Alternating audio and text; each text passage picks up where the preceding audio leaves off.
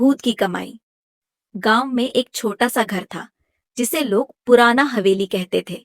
यह घर कई सालों से खाली पड़ा था और लोग कहते थे कि वहां एक भूत रहता है। लेकिन यह भूत कोई आम भूत नहीं था। यह पैसे कमाने में माहिर था। रामू, गांव का एक गरीब किसान, अपनी गरीबी से परेशान था। उसके पास न तो ज्यादा जमीन थी, न ही कोई बड़ा रोजगार। एक दिन उसने गांव के बुजुर्गों से सुना कि हवेली का भूत जो भी उससे मदद मांगता है, उसकी मदद करता है, लेकिन अपनी शर्तों पर। रामू ने हिम्मत जुटाई और आधी रात को हवेली में पहुंचा। उसने कांपते हुए कहा, भूत महाराज, अगर आप सुन सकते हैं तो कृपया मेरी मदद करें। मैं बहुत गरीब हूं और मेरे परिवार को 2 वक्त की रोटी भी नसीब नहीं हो रही।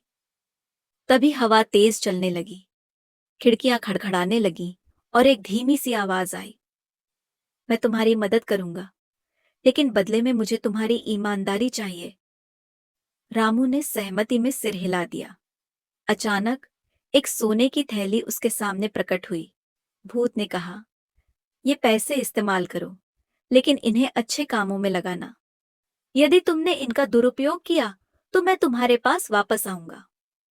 रामू ने उस धन का इस्तेमाल अपने खेतों को सुधारने और व्यापार शुरू करने में किया।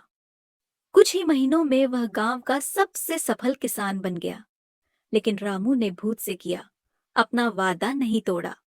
वह हर महीने कमाई का एक हिस्सा गरीबों और जरूरतमंदों में बांटता। एक दिन भूत फिर प्रकट हुआ और मुस्कुराते हुए बोला, तुमने मेरी शर्त पूरी की, अब मैं हमेशा के लिए यहां से चला जाऊंगा। लेकिन याद रखना, सच्चाई और ईमानदारी से कमाया गया धन ही असली सुख देता है। इसके बाद भूत कभी नहीं दिखा। रामू का जीवन खुशहाल हो गया और वह गांव के बाकी लोगों के लिए प्रेरणा बन गया। कैसी लगी ये कहानी?